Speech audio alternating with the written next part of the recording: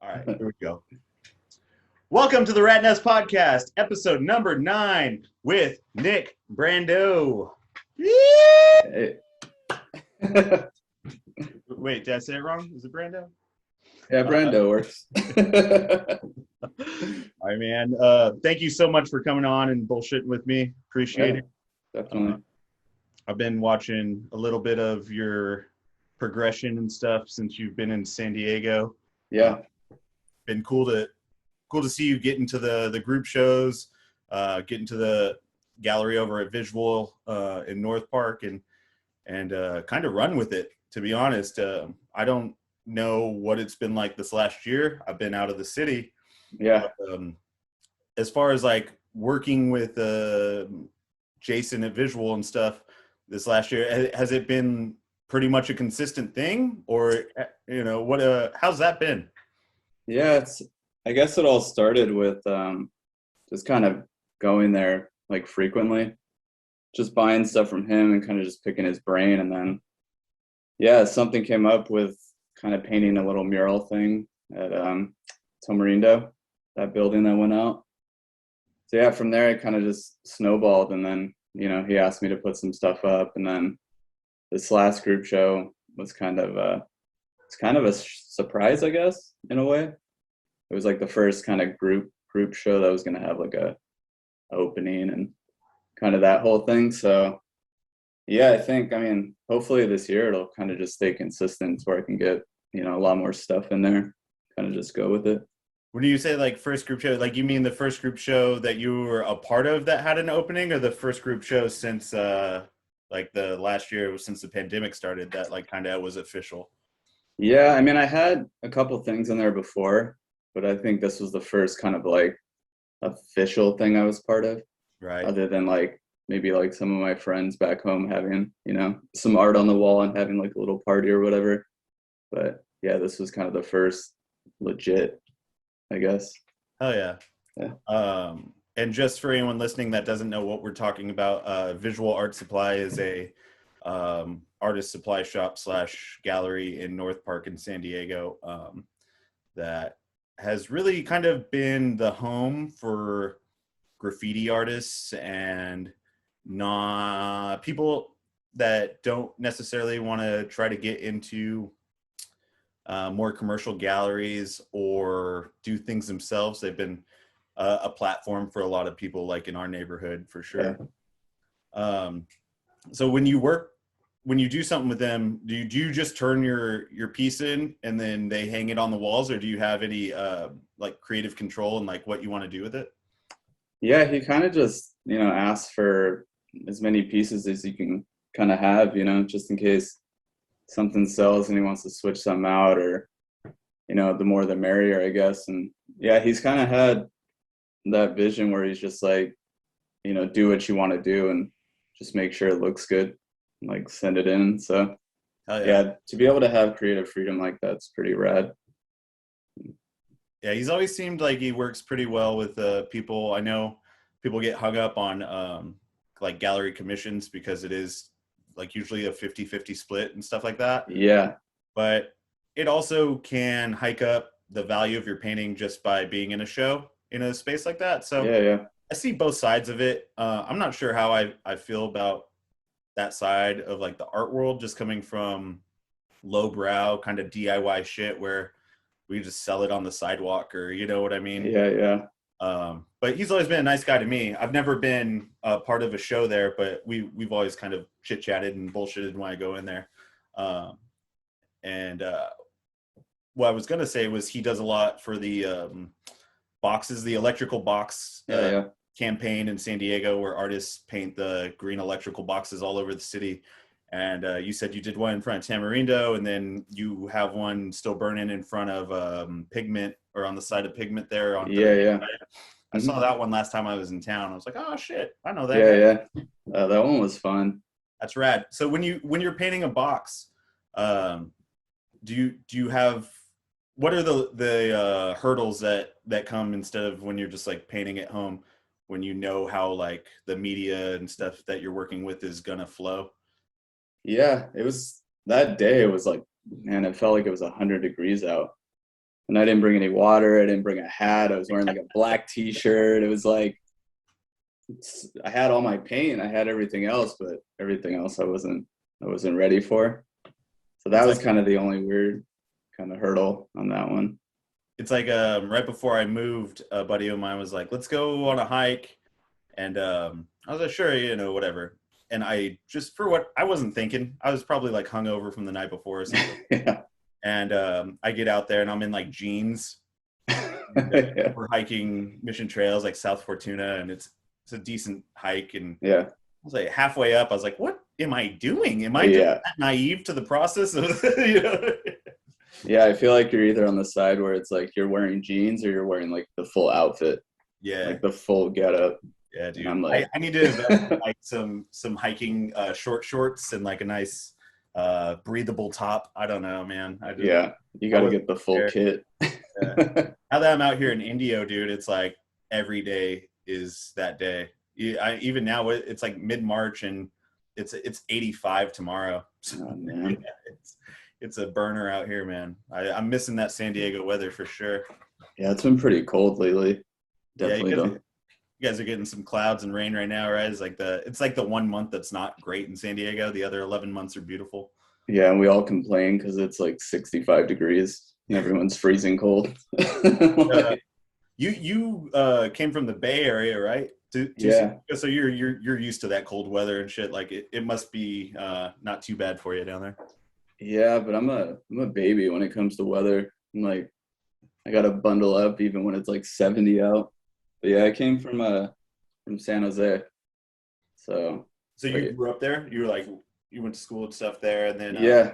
how long ago did you move down south? So I first moved when like early 20s for a couple years, and then kind of went back to San Jose for a bit, and then moved up to Seattle for almost 4 years. Then I met my fiance there, and then we ended up coming down here because she was going to school. So it just felt like the right time to kind of come back and see San Diego kind of a little different. Did were you involved in like obviously you're probably creating and painting and stuff in your other cities, but were you kind of involved in the scenes there, or like how did that play out? No, I was around that time in Seattle. I was really into photography, and that was kind of my main thing out there, and was doing kind of the side hustle with that. And then kind of painting here and there, but not until I came here when it was kind of saw how much was going on here. And I was like, oh, maybe like I'll try it here. Like it just kind of seemed like I fit more here. Um, but yeah, it wasn't until probably like 2.5 years ago that I really was like trying to be creative in that way, and kind of still doing photography on the side, but the art definitely kind of took the place of that. But Before we jump into like your artwork or your paintings, I should say, yeah, I've seen a few of your photos and rad. cool. Uh, Thank you. what's the process like when you shoot? Because they seem to have a long exposure kind of low light vibe to them. It's almost lo-fi but crisp. I don't know how, Yeah, yeah, and that could be the camera you shoot with too. yeah.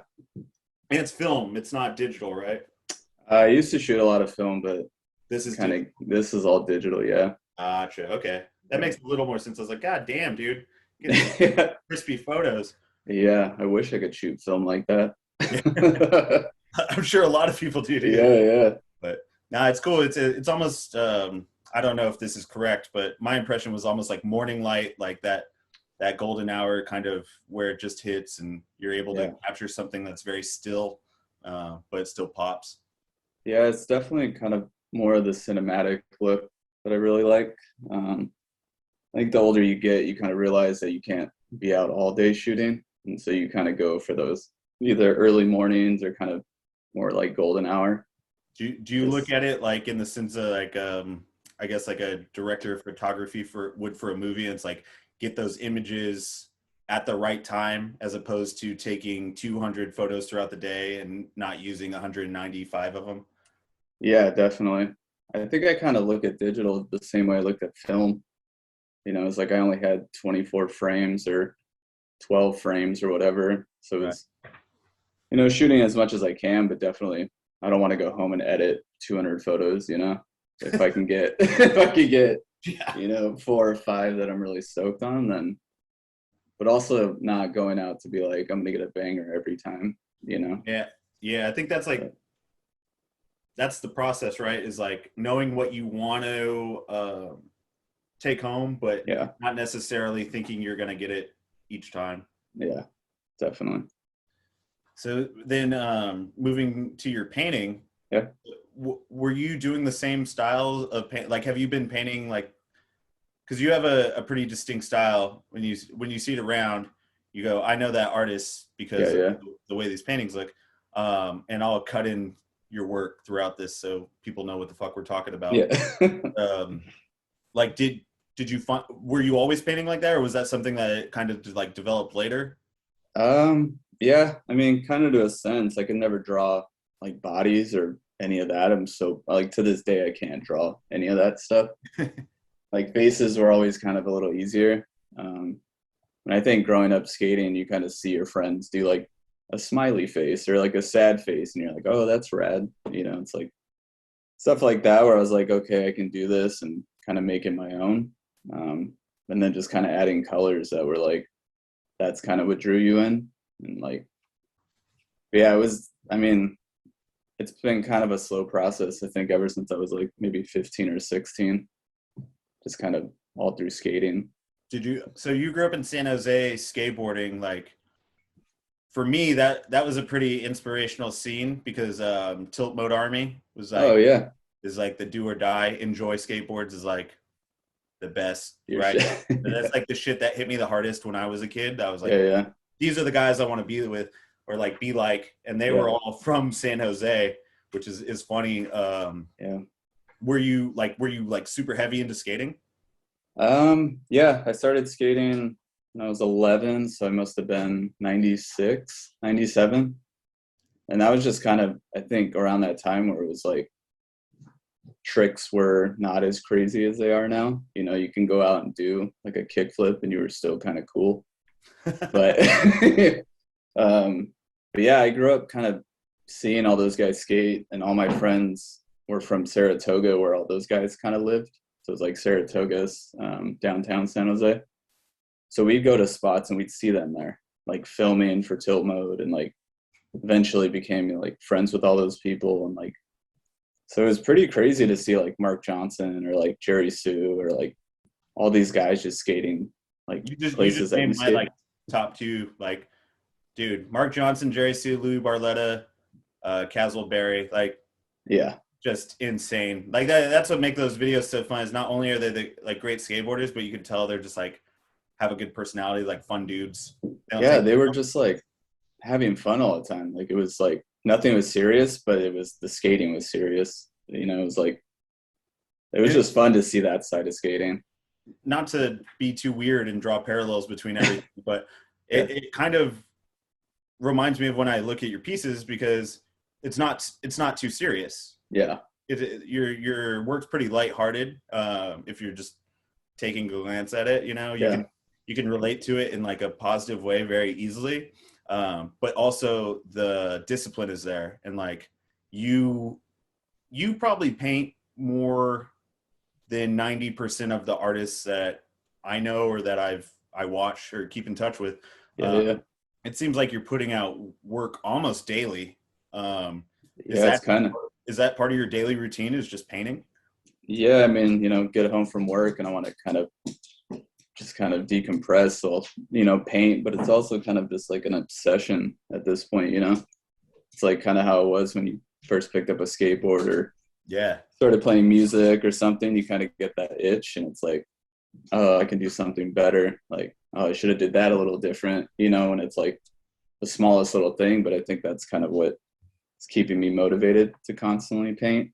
kind of drives But the progression a little bit, just like being self-aware and like self-analytical without getting down on yourself too much. yeah, yeah. I mean, art's such a weird thing too. It's like it's everywhere, right? It's like Instagram, you see a million people doing it, and you're like, man, I wish I could draw like that guy, or like, damn, how does he have 50,000 followers? And you're like, Yeah.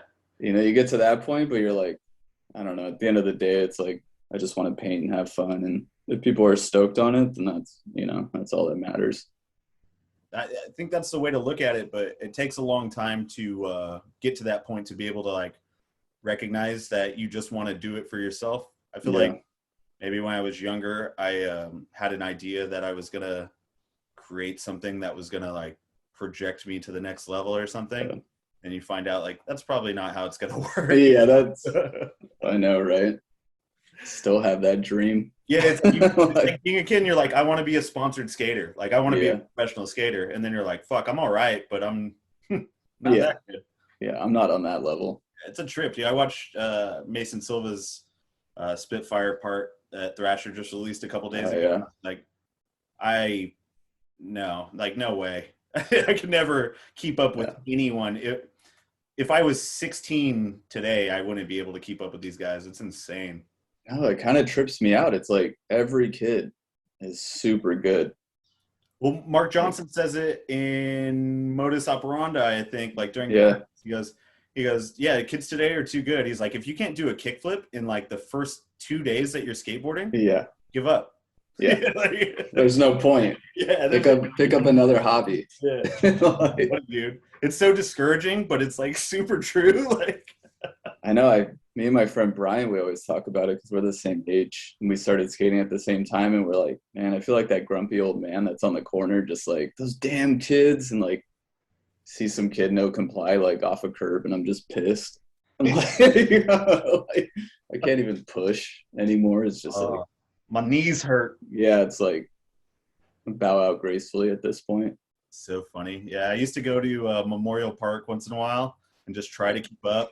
And then I'd just be like, I'll be in the shallow end of the pool. Yeah, You catch me. What's up? yeah. No. It's funny, man. But going back to painting a little bit. So you've been painting every day, pretty much nonstop for the last year, I would say. Yeah, like a year and 2 or 3 months. How do you keep track of all the work that you put out? I don't know. I try to keep it organized as much as I can, but I feel like I'll paint something and then a couple months later I'll paint over it, or like use a frame and get rid of that and start doing something else. Like I get really picky about that stuff, or I'll be like, any of my friends want this stuff, like just get rid of it. Dude, But that's a lot of my shit, dude. It's like, I don't like this painting. It's never gonna see the light of day. And someone's like, I'll just take that from you. yeah, It's like, all right. that always trips me out too. It's like the ones that I'm really psyched on, like they kind of just sit, and then the ones I'm like don't really care that much about, or like people are hitting me up for. I think So we it's were like talking that about weird this. balance. Yeah, I think we were talking about it at the surf shop last time I came through, and it's like the pieces at a show that I'm the least stoked on are always like the first to go, or like Yeah, it's just what's weird. I don't know if it's you see the imperfections in them or the process or whatever that discourages you on them, but other people just see the artwork and yeah, yeah, they lean towards it or whatever. But yeah, that's happened a couple times where I'm just like, you want that one? yeah. You sure? Yeah. When have you been doing anything else besides what you're doing at Visual? Because I know you have pieces at Atacama Surf in Little Italy in San Diego, Yeah. where you work, right? Yeah. You got a whole display there, but like besides Visual and the surf shop, like you got anything up anywhere? No, I had some stuff in Lucadia for a little bit, but it was right when COVID was pretty bad. So it was supposed to be like kind of a 4 month run, and they were closed pretty much 3.5 months. So it didn't really see the light of day at all. So it was just kind of, yeah, but Visual has been the main one. And then, yeah, the surf shop has kind of been what started it all. So I'll rotate stuff out of there as much as I can. I don't surf. I've never been good at it. Mad respect if you can get up, but I just didn't have the upper body strength or the drive, I guess, to get out early and be in the water at 6 a.m. or whatever, you know? Yeah, You, it's you're, pretty crazy. I didn't start surfing until I started working there. And okay. yeah, I'm not a good swimmer and I'm pretty terrified of the water, which is funny. So I'll go out and kind of shoot photos of everyone that does surf. everyone that works there is super rad and super good at surfing. So it's kind of, I'll kind of pick their brain and kind of go watch them and try to be on the other side. But yeah, I've been out a few times. It's just, it's not like skating, like at all. So Yeah, right. And people always tell like my whole life they're like, well, if you can skate, you can surf. Like, just get out there. And I'm yeah, like, the few that I maybe have been out 5 or 6 times. I'm not good at it. I don't. yeah, My upper body, my core strength sucks. Especially now that I don't skate like I did when I was a kid. yeah. Like nothing is functional here. That's how I felt. I was like, oh, you have to paddle. You have to like go over, like you have to do all this, like just to get out. And then you're sitting there, and then it's kind of like, you're nothing. You can't see anything under you, so you're just kind of like, all right, here we go. That's a So trip, dude. And yeah, I think I have that like anxiety too, where I'm like the fear of something under me in open water, and yeah, not that I think a shark's gonna like come up and bite me, but just the yeah, fear of like the unknown. I don't know. I get kind of wonky out there. I'm like, I don't like this. yeah. I didn't like it at all either. But I mean, it's fun. I definitely got that same feeling like when you first get on a skateboard. It's like, Yeah, oh, like maybe I can do this. And dude. then I And was like, getting hyped. It's like skating too. It's like you see your boy catch a wave, and you're like, yeah, dude. Like that's what the fuck is up. yeah, Yeah. yeah. And then you try and you're like, yeah, yeah. You're like, I'll be on the sand. So I'll you be watching you for support. guys want coffee? I'm gonna go get Yeah, coffee. I got you guys. Hey, dude. Uh, um, Besides painting, are you do you create in like any other ways? Yeah, I do music. Been doing that kind of around the same time, probably like 16, 17. Been kind of doing that. And then, yeah, the photo stuff. But it's kind of comes in waves. It's like I'll do painting for, a week straight, and then I'll get kind of burnt out. And I'll try to pick up a camera for a few days, get burnt out on that. And then I'm like, well, I have a guitar. Might as well just try to make some music. But Yeah. Do you record and stuff, or are you just kind of jam for yourself? yeah, I have like a SoundCloud. As kind of Oh, cheesy as that sounds, it's not a cool SoundCloud, but I feel like I was getting one of those like right before the boom. So I'll say that I was on before the hype. you're all little Nicky X $ X. Yeah, like this, Yeah. whatever they do. What's up, dog? You'll see me. I got the two. Yeah, you'll see me out there. It's funny, man. Yeah, I know, like over the past year, whatever, we've been interacting, talking, following each other on social media and shit. I'll see you post like something about Facing New York or RX Bandits or like Yeah, I listened to when I was like growing up and like was pivotal to me. And I yeah, was like, yeah. dude, no one else knows these bands. Like, fuck yeah. I know. I kind of tripped out when you knew that album. I feel Yeah. like nobody listened to that one. I feel like that was like the most influential album kind of like my high school days. Yeah, yeah. Facing New York. Shout out Facing New York. Look it up. Facing New York's Hell yeah. phenomenal album. But yeah, Hell I yeah. love those guys, man. I had like a not bootleg, but just like a janky high school one color T-shirt company Yeah, that yeah. I would give shirts to bands, and like they were one of them, and they were always super fucking cool. And they would get us into shows in like LA, or Oh yeah. bass players was from Hemet, so like we saw him at like a high school in Hemet, Yeah, uh, yeah. just like different shit like that. And those guys are always super nice and rad, and it was cool to see them progress.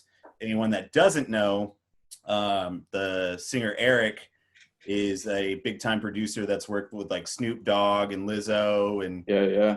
Pitbull and everyone else, right? And then the other guitar player Matt has had several indie bands. He was in Taking Back Sunday. He had that band Happy by Slow Brain that is now Rare Futures, and Yeah, they yeah. murder. Like, look up their shit if you want a good vibe. It's great. Yeah, it's crazy. I've known Matt since I was 7 or 8. We played hockey together. Dude, he's all Yeah. big time hockey. You a big hockey guy? I was. My dad's a big time hockey guy. I felt like that's where it all went. But yeah, I knew Matt and I was really good friends with his cousin. So when he kind of started playing music, getting into that and like playing with RX Bandits, it was kind of insane because we were able to just kind of hang out and be like, oh shit, we know those guys. Like when they were big too, like, because they always played in Berkeley or like San Francisco, and Yeah. they were huge in the Bay Area. Yeah, I think like the whole West Coast, they were pretty. I mean, they didn't have problems selling out shows. That's for goddamn sure. Yeah. We'd see them in Anaheim, which is an hour or like 30 minutes from Long Beach. So they would just those were the most insane shows of Chain Reaction in Anaheim, where it's just 200-300 sweaty kids dancing on each Oh other. yeah. It's amazing. I feel like that was the only band where I like let loose and like tried to dance like them. Like, it's like you didn't feel weird because everybody else was doing it. I wasn't like a know? super scene kid, but like I definitely got down at some of those shows where I was like, I don't care, I'm gonna dance. No, yeah. They were sick. Yeah, right. Yeah, they're rad. They're like definitely shaped me during my like young years. Is like, all right, I like equality, fucking peace rules. Yeah. Get the fuck out of here with any of that other nonsense. Yeah. So it's great, dude. Like I love those guys, and I've been lucky enough where the drummer Chris Sagakis lives in Poway now, and he actually did the last event I did in San Diego. He DJ'd before COVID kind of hit and shut everything down. So shout out to DGAC, he's the man. He might hands down be probably my favorite drummer.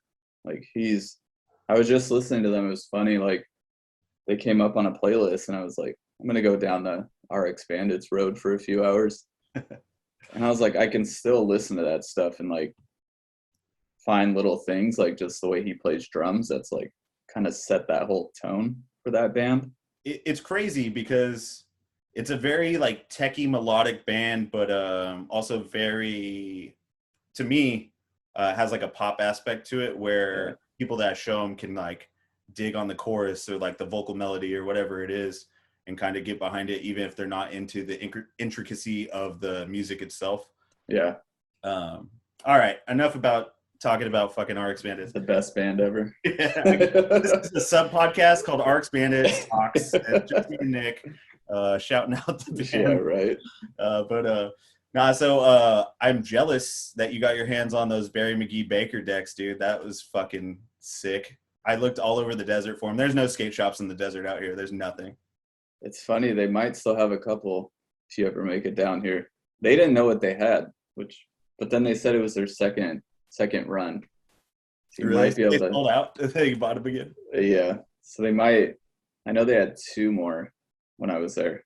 I found them on CCS, but even CCS was charging $76 plus shipping. Yeah. I was like, I don't know. Like, I just couldn't pull the trigger on spending like $100 a deck. I should just like, I know it's worth it, but it's just my cheap ass. Yeah. I kept one and I was like, that was enough. No, that was cool though, man. I mean, huge Barry McGee fan. That was like another thing. Did you say you were in a group show where he had photos and you had photos? Yeah, my friend Rob and his wife Marisol are really good friends with him. So they had a little photo show in San Jose. They had a little gallery for a minute. And so he was in it. Hot Fudge was in it. A couple other guys.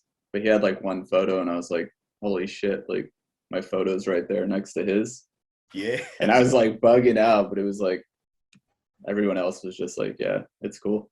Is there any like more rewarding feeling though than being a part of something with like someone that you look up to? You know what I mean? Like that kind of like magic where you're just, even if it's just having a photo on the wall with someone, it's influential, but it pumps you up. It like makes you motivated and makes you want to do more work. Yeah, it makes you kind of realize that it's not such a far-fetched dream. It's like if you want it bad enough, like those opportunities will come here and there. Yeah, and even the guys that have been doing it that are like living legends are still just putting their work up on the wall like you are. Yeah. Which is fucking crazy to think that you could just be like, oh yeah, I got this photo next to Barry McGee. Like, yeah, okay, it's a little wild. Anyone that doesn't know what we're talking about, this is going to be the episode where there's a lot of references that I want everyone to look up. Yeah. Do your homework.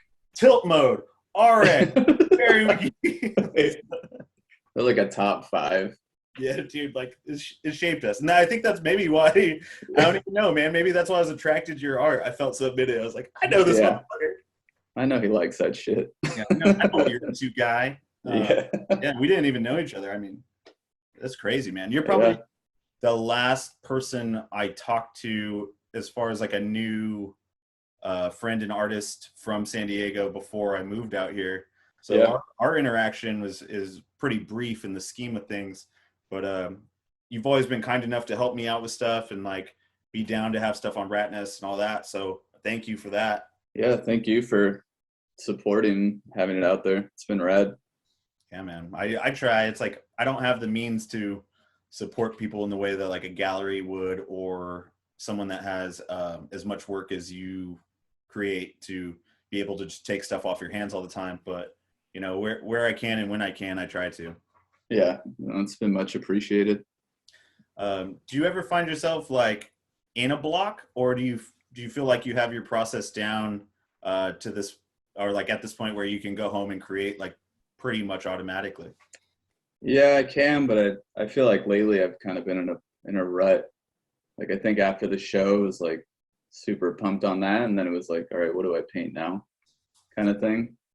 But I got a couple ideas and things I want to do that instead of painting something like every day, I'm going to take maybe a week and actually work on just like one piece, like a bigger piece, kind of see how that process goes, kind of slowing down. And Do you because I guess I work in both ways, but I feel like it's more organic when I can sit down and kind of produce something, or at least most of it, in one sitting, and then I yeah, kind of develop it or touch up on it or whatever. How's that been transitioning? Because I know like you're saying a lot of those pieces are just one-offs, one yeah. sitting, nailed them out. And now looking at a painting for a week, does it drive you crazy or do you find it like helpful? Yeah, I don't know. It's kind of a little bit of both. I think I'm so used to just being like in that zone like you and just painting and being like, all right, it's done, it's done. I think it's going to be a little different, but there's different elements I want to try, stuff that's new and kind of paint bigger.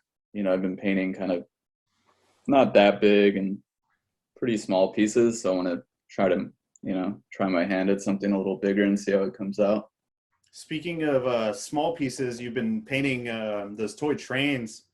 Yeah, Uh, how how is that? Because I was Jim, my homie, the producer, who unfortunately isn't here today because he has some family stuff. He's moving his grandma from like Arizona to Texas. He's helping oh out with shit. that, so he's on a whole journey of his own this week.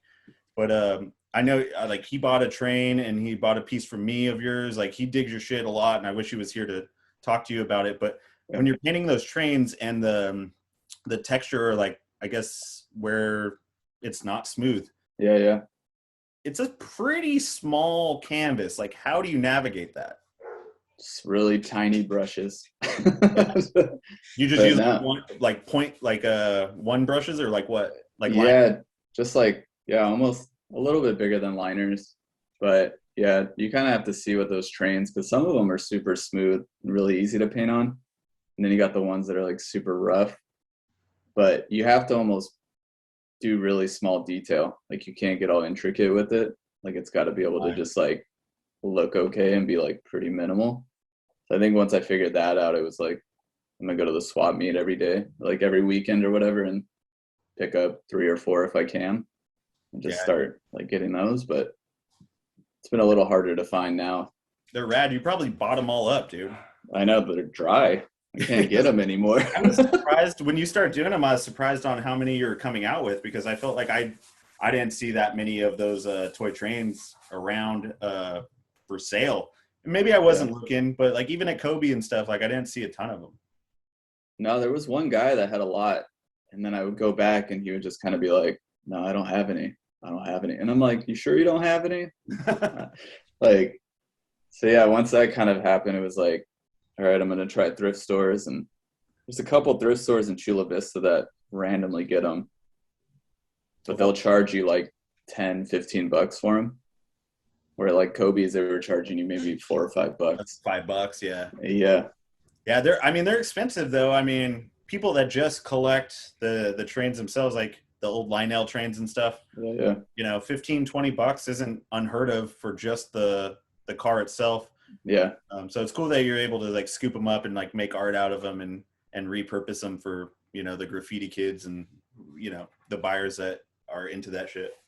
Yeah, I think I like just having physical like objects to paint on, like the trucks and the vans, and I don't know, there's just something about maybe just being older now that I just like having physical things like that, like buying little toys here and there and just kind of becoming like a collector, but not trying to be a hoarder kind of thing. Yeah, dude, that's a fine line. I think a lot of artists walk if Yeah. they start collecting. I feel like we all kind of have a tendency to want more and more and more because we're excited about it. It's like something new, it's something physical, it's tangible. You get to have it in your house, you get to hang it up on the wall, which I don't know. Ever since I was a kid, maybe it comes from like baseball cards or Yeah. like something along those lines of like collecting things.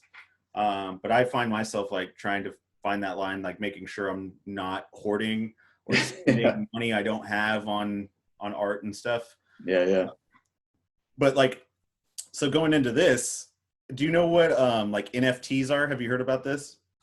Dude, I'm so like out of the loop with all that stuff, but I think just recently I've been seeing it like pop up on YouTube and So basically, it's like digital art. I think it's, in my understanding of it, it's a fancier name with maybe a little bit more stipulation to it, but yeah. it's basically digital art. And this artist named Beeple just, did you Mhm. see that? Just sold something for like $63 million. It's digital. It's just like nothing physical. It's just probably, I don't know, Procreate or like whatever you make these pieces on. Yeah. It's the idea of something non-tangible um, being $63 million just kind of threw me through a loop. So I was wondering like what you thought about that. Yeah, I don't even, does that mean they just have like a file of it? Like then can you print like a copy of the like what is it? I tried to go on like a deep dive, but I don't think I'm smart enough. Like I've been all over trying to kind of research it, and like I said, it's like I have a general understanding of it, and I'm pretty sure the idea is that they lease you the license for your creativity, right? For your piece, you have artificial artificial artistic licensing for that piece, Hmm. whether that's for 5 or 10 years or a lifetime. I think that's up to your contract. Yeah. Basically, it's a platform where going into the new age where there's virtual reality and augmented reality, where you can't go into galleries like you normally could Yeah, yeah. to see things. They're creating a universe that involves these pieces that are basically cryptocurrency, but they can't devalue or value with the market. It's what you pay for it at the time, and all of Yeah, it's that way over my head, man. So I was hoping you were gonna educate me, man. dude, I feel like such an old man. Like any of that stuff, I feel like I barely even learned how to use Instagram. It's like and it's changing every other day. I still So don't really know, man. Like I'm not good at it. I'll tell you that. I mean, yeah. I know you're supposed to use hashtags and stuff, but I don't. I couldn't tell you how to get 20,000 followers. No, I don't want to hashtag like 30 or 40 things on my photo. Like I try to do it sometimes, and I'm like, I just feel stupid doing yeah, this. it's like what do I even hashtag? Like It's silly. cool art or like I don't like Cool, yeah, rad, tubular yeah. art. Like Yeah, it's a trip, man, and like more power to you if you can navigate this like new realm of artistic expansion. But I really don't know what the fuck's going on with it. no, I wouldn't. I have no clue. I'm like I barely even know how to price anything. Yeah, It's like I'm just stoked I'm like just selling, at all. But no, all that stuff kind of it trips me out. are you Maybe that it's guy? just like Like, you're just like, yeah, dude, it's $30. Oh, just give me 25. yeah, You like undercut right. yourself.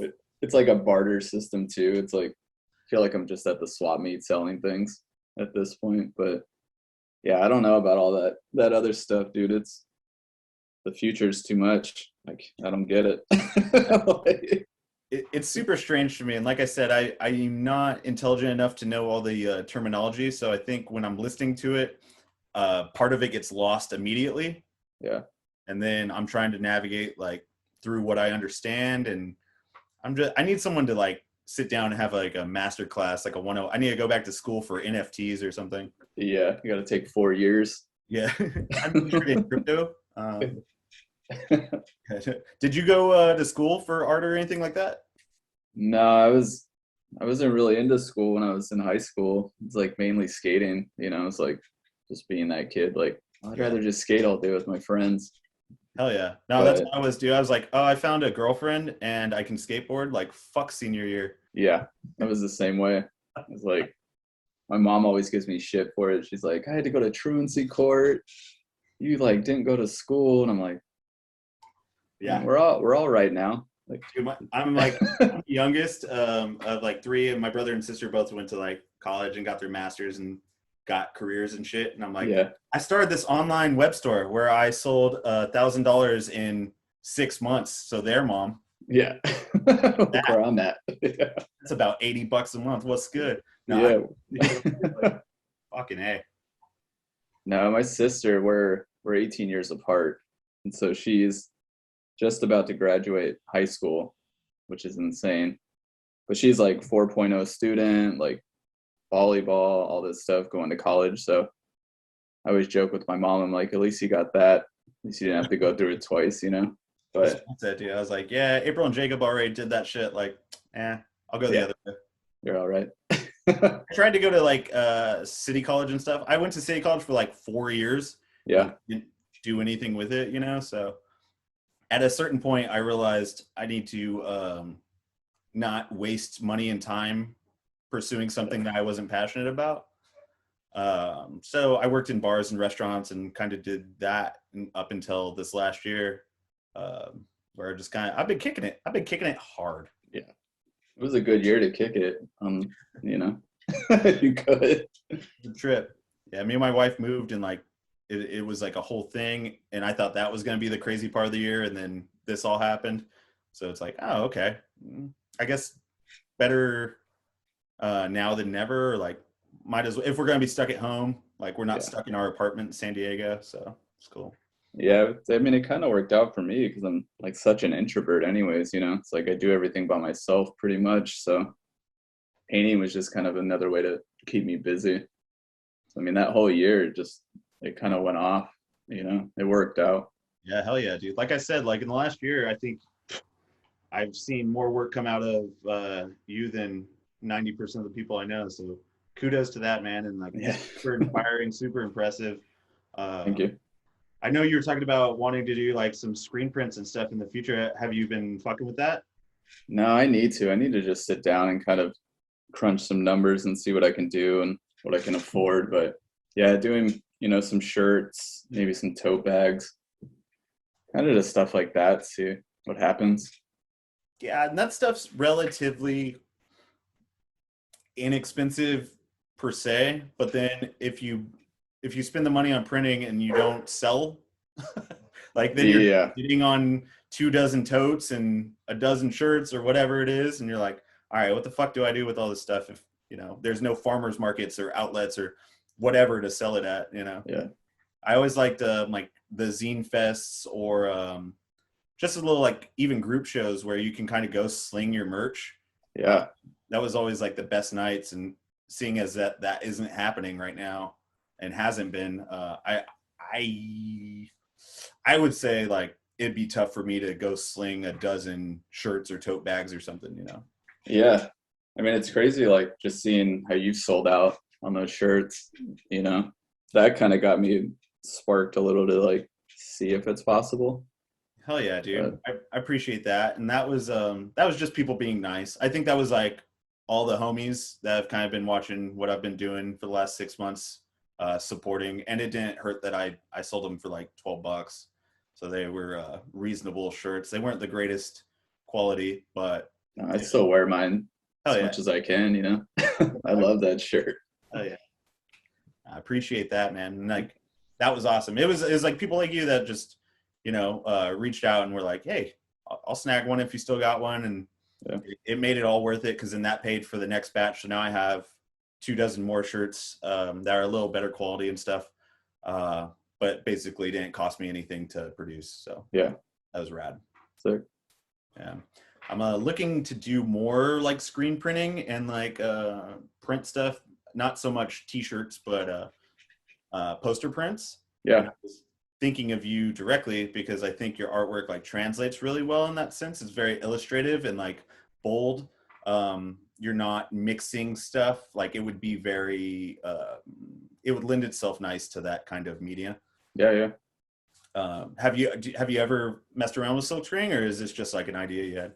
No, I mean, recently I've been really wanting to kind of go that route, but it's also, I think I like the fact that all the paintings are one-offs. And so it's kind of going that route of like, all right, if I print like a few or whatever, then what happens to the one-off? Do I charge a bunch for that? You know, it's kind of like Right. And that. you for people that don't know, you sell your stuff for a very fair price. Like I, I don't know many artists that would sell originals for $30 or whatever Yeah, yeah. you're selling them for. Um, but like when it comes to doing a print, that that's a good thought because I've never really thought about that, but it could kind of devalue your original work in a sense if you're selling a print for the same price or less or more. It kind of is relative to what your original work costs. Yeah, it's kind of, I mean, I guess in this day and age, like it wouldn't be kind of a bad route to go down or even like to learn how to do it, you know? Just think it's like wanting to do prints maybe for like different brands or learning kind of design work or, you know, it's not limiting myself, but I think just physically being able to paint and have one-offs has kind of been what I've really liked to do. So Have you ever fucked with like digital art or like Illustrator, like Photoshop? You don't really play with that stuff? no, that I mean I know how to use Lightroom, but I feel like I open Photoshop and I'm like, what do I do? Like there's so much shit going on. I've heard that from a lot of people, and maybe it's just I guess I was introduced to it at a young age, so I kind of was able to like learn as I grew up or like learn as I worked on projects. Yeah. It's very intimidating. Like the first time you look at something, even new programs, Adobe programs that I don't know how to use, I'll get in there and be like, all right, I can't, like stuff's kind of the same, but I'm not sure what I'm doing. Yeah. I think it's just a learning curve. And if you can get in there or have someone show you like, dude, I'll give you a fucking crash course. And then maybe illustrating stuff for apparel or totes or screen printing or whatever, like it'll be a no brainer. Yeah, yeah. Like I said, I think your style like lends itself to that because it's so bold and illustrative and hard colors. There's not a lot of gradient. It would be a pretty easy project. I think you could like definitely do something with it. Yeah. I just need to dive in. Yeah, and that's the hardest part. Yeah. All right, man. Well, before we go, is there anything you want to promote besides the show at Visual right now? I mean, that's kind of the main thing. There's a lot of good artists. I think there's 8 different artists right now. It'll be up until the end of the month. So check it out if you guys are around there. So when you listen to this, you have 5 days, San Diego, to go to Visual in North Park and check out the show. Yep. It'll be there. Yeah, one day. Yeah, that's probably bad timing on my part, but my We're bad. good. But I appreciate you coming on and bullshit with me, man. Like I said, Yeah.